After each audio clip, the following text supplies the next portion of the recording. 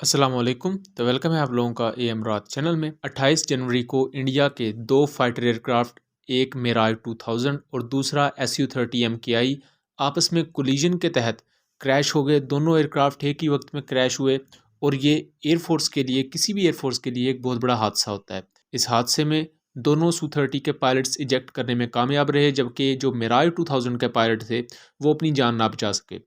इस दौरान इसके पीछे असल कहानी क्या है, क्योंकि इसके बारे में बहुत ज़्यादा एग्जैजरेटेड न्यूज़ भी सोशल मीडिया पर मौजूद है। उसके अलावा इंडियन साइड इसे किसी और तरह से पोर्ट्रे कर रही है, जबकि इंडियन मुखालफ जो दूसरे प्लेटफॉर्म्स हैं वो इसे किसी और तरह से पोर्ट्रे कर रहे हैं। सो मैं कोशिश करूँगा कि जो अभी तक की मुसद्दका मालूमात हैं, ऑथेंटिक इन्फो है, वो आप तक प्रोवाइड करूँ। इसके अलावा इंडियन मीडिया खुद एक तीसरे क्रैश के मुतल्लिक़ बात कर रहा है कि दो एयरक्राफ्ट एक ही वक्त में क्रैश हो गए, एक मिराज 2000 और दूसरा SU-30 MKI। लेकिन एक तीसरे एयरक्राफ्ट के हवाले से बात हो रही है कि एक ही दिन में इंडियन एयरफोर्स के 3 एयरक्राफ्ट क्रैश हुए हैं और ये बहुत ही ज़्यादा अलार्मिंग चीज़ है। तीसरे एयरक्राफ्ट के बारे में ये कहा जा रहा है कि आइदर या तो वो एक एविएशन का हेलीकॉप्टर है या वो एक चार्टर्ड प्लेन है। इस पर बात करेंगे, लेकिन वीडियो में आगे बढ़ने से पहले आप चैनल को सब्सक्राइब कर लें, हमारी वीडियोज़ को शेयर कीजिएगा।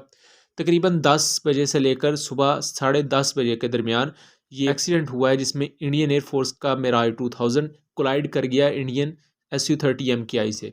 दोनों फाइटर जेट्स जब आपस में टकराए तो बहुत दूर तक प्रोपेल करते हुए गिरे। जो मिराज 2000 था ये मोरिना के इलाके में मध्य प्रदेश में इसका रैकेज गिरा, जो कि इनके कोलिजन के पॉइंट से तकरीबन 24 किलोमीटर दूर बनता था। जबकि जो SU-30 था वो बहुत दूर तक कोलाइड करता हुआ गिरा, तकरीबन 100 किलोमीटर से 124 किलोमीटर के दरमियान। SU-30 MKI का जो रैकेज है ये भारतपुर के एरिया में गिरा। ओवरऑल ये जो दोनों रैकेज मिले दोनों जहाज़ों के, ये राजस्थान के एरिया में मिले। अब जो SU-30 के पायलट्स थे, ये एयरक्राफ्ट चूँकि कोलिजन के 100 या 124 किलोमीटर दूर तक जाके गिरा, कोलिजन के बाद भी ये काफ़ी देर तक प्रोपेल कर रहा था ये एयरक्राफ्ट। तो पायलट्स के पास ये चांस था कि वो इजेक्ट कर गए। जबकि मिराज 2000 जब कोलाइड किया इसने या टकराया SU-30 के साथ, तो ये सिर्फ 24 किलोमीटर दूर तक कोलाइड किया। एंड फाइटर एयरक्राफ्ट इतनी ज़्यादा स्पीड में होते हैं कि आपके पास कुछ सेकंड का टाइम होता है। एंड अनफॉर्चुनेटली पायलट मिराज 2000 के जो थे इजेक्ट नहीं कर पाए। यहाँ इस चीज़ पर काफ़ी ज़्यादा इसे कंडेम भी किया है इंडियन डिफेंस मिनिस्टर ने, उसके अलावा जो चीफ ऑफ डिफेंस स्टाफ है, क्योंकि एक ही दिन में अगर दो फाइटर जेट्स इस तरह कोलाइड कर गए। और यहाँ इंडियन एयरफोर्स की हमें नेग्लिजेंस नज़र आती है कि बेसिकली जो मिराज 2000 यहाँ क्रैश हुआ है वो नंबर 7 स्क्वाड्रन का है, जो कि इंडियन एयरफोर्स की सेंट्रल कमांड में आता है। जबकि SU-30 MKI के स्क्वाड्रन इनकी साउदर्न एयर कमांड में मौजूद है। यहाँ देखने वाली चीज़ ये है कि सेंट्रल एयर कमांड के मिराज 2000 जो कि नंबर 7 स्क्वाड्रन से ताल्लुक़ रखते थे, वो कोलाइड करते हैं। और ये बेसिकली एक वॉर एक्सरसाइज कंडक्ट की जा रही थी, जो कि लोकल इंडियन एयरफोर्स या दुनिया की जितनी भी एयरफोर्सेज हैं वो अपने स्क्वाड्रंस के अंदर ही ये एक्सरसाइजेज कंडक्ट करती हैं, ताकि बैटल प्रिपेयर्डनेस को यकीनी बनाया जाए। तो उस दौरान जब ये तमाम एक्टिविटी हो रही थी तो ग्राउंड स्टेशंस नहीं देख रहे थे। और अगर इंडियन ग्राउंड स्टेशंस नहीं देख रहे थे, क्योंकि जब आप कोई भी एक्सरसाइज का हिस्सा होते हैं, बेसिकली ग्वालियर एयरफोर्स स्टेशन से इन्हें ऑपरेट किया जा रहा था।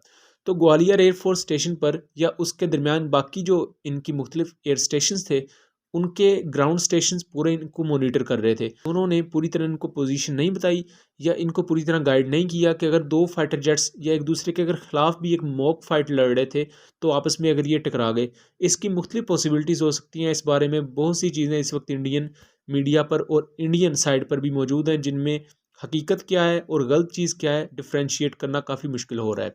बहरहाल जो कन्फर्म इन्फॉर्मेशन है वो ये है, एक SU-30 और एक मिराज 2000 एयरक्राफ्ट क्रैश हुए हैं राजस्थान के एरियाज़ में। जो SU-30 है वो भारतपुर में क्रैश हुआ, जबकि जो मिराज 2000 है वो मोरिना के इलाके में मध्य प्रदेश में तबाह हुआ। बेसिकली मध्य प्रदेश और राजस्थान के जो एरियाज़ हैं आपस में इनकी बॉर्डर भी मिलती हैं और उसी के नज़दीक ही जाके ये हादसा हुआ है। यहाँ जो ANI न्यूज़ है वो रिपोर्ट कर रहा है कि एक थर्ड चार्टर्ड प्लेन था जो क्रैश हुआ है, और ये थर्ड चार्टर्ड प्लेन भी भारतनगर में क्रैश हुआ है। यहाँ आप एक और इंडियन सोर्स को देखें तो ये भी क्लेम कर रहा है कि एक दिन में 3 फाइटर एयरक्राफ्ट या 3 प्लेन्स क्रैश हुए हैं। 2 तो फाइटर जेट्स क्रैश हुए, एक चार्टर्ड प्लेन या हेलीकॉप्टर इंडियन आर्मी का या इंडियन एयरफोर्स का क्रैश हुआ है। अब ये चीज़ बहुत ज़्यादा कंसर्निंग है।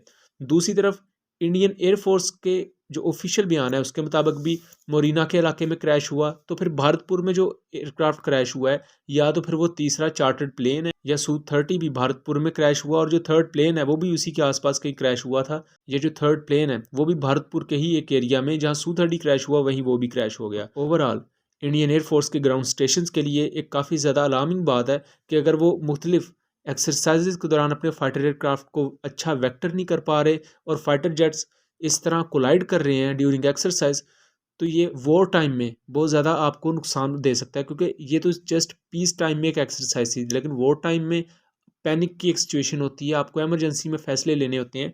और ये इंडियन एयरफोर्स पर पहले भी हम देख चुके हैं।